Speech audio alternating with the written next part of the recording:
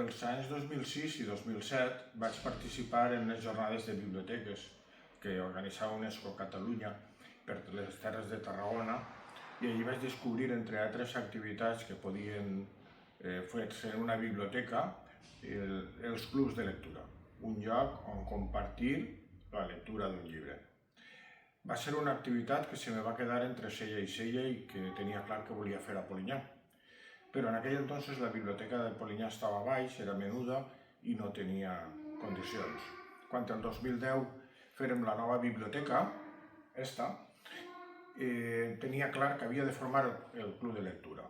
Per aquell entonces, Carmen i Rosa, de Sènia Projectes Educatius, venia a fer activitats infantils i juvenils i els ho vaig proposar. I així va néixer el club de lectura de Polinyà.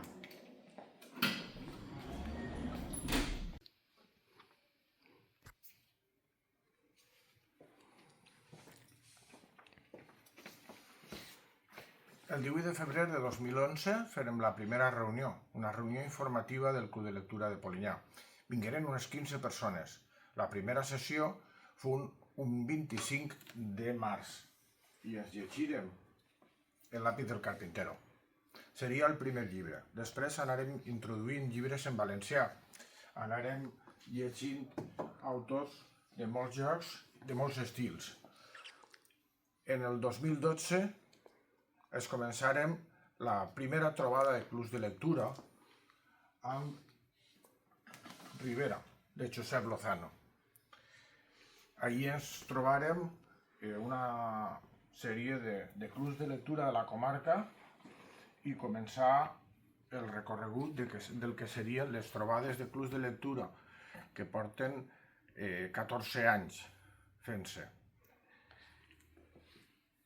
El 2016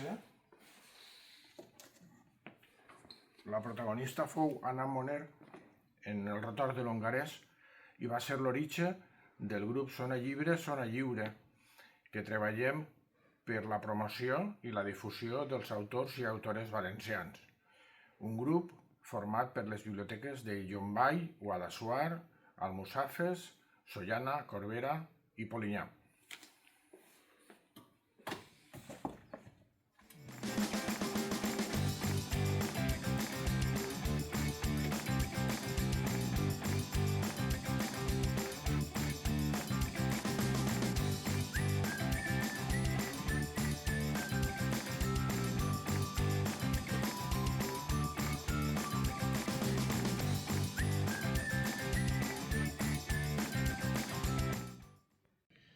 Al llarg d'estos 14 anys del Club de Lectura ens hem llegit 129 llibres. La meitat publicats en valencià, d'autors i autores valencianes. Dels publicats en castellà, molts els hem llegit en versió bilingüe, alguns en castellà i altres en valencià. Quan hem llegit un llibre en valencià, hem portat a l'autor o l'autora per poder compartir amb ell o ella aquests moments. Ens han contat com han escrit el llibre, d'on ha sorgit el llibre, quina documentació han utilitzat i nosaltres hem opinat sobre què ens ha semblat el llibre.